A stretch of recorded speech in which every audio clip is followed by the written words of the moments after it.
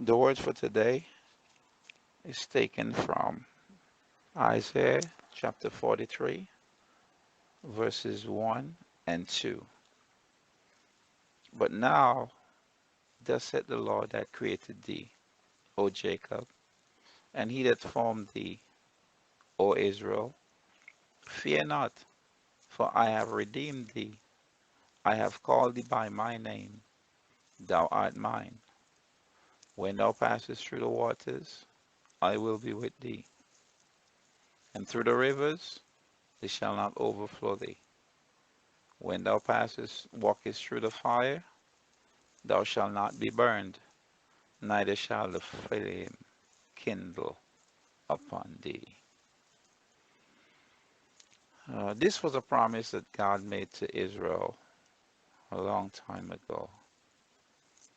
But many things that happened in the Old Testament has a very significant and spiritual application for us today. These things literally happened with Israel. If we read through the Old Testament, there were times when they had to deal with the water, the Red Sea, the rivers that they had to cross, and the Lord fulfilled his promise. He did take them over. We read about fire. And so the Lord always fulfills his promise. The Lord has an undying, never-ending love for his people. And Israel of old is a representation of us today. God's love for Israel hasn't changed.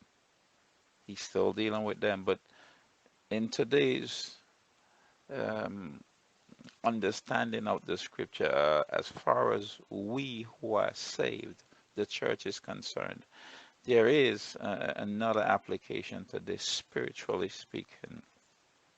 And so the promise of God is extended towards us as well in this portion. And God is making it clear here. He's saying, I am your Redeemer. I'm the one who bought you. I'm the one that formed you. And he says, when thou passest through the waters. Note, God didn't say if. He said when, which means that these things are going to happen. They are going to come. When thou passest through the waters. Waters, what does that represent? Waters in the Bible always is a representation, well, sometimes, of people by multitude, a lot of people. So what God is saying that you're going to have confrontation with a lot of people. He said, but I will be with thee. And sometimes it would be so much that you will not be able to face it. It's just so much, this huge crowd.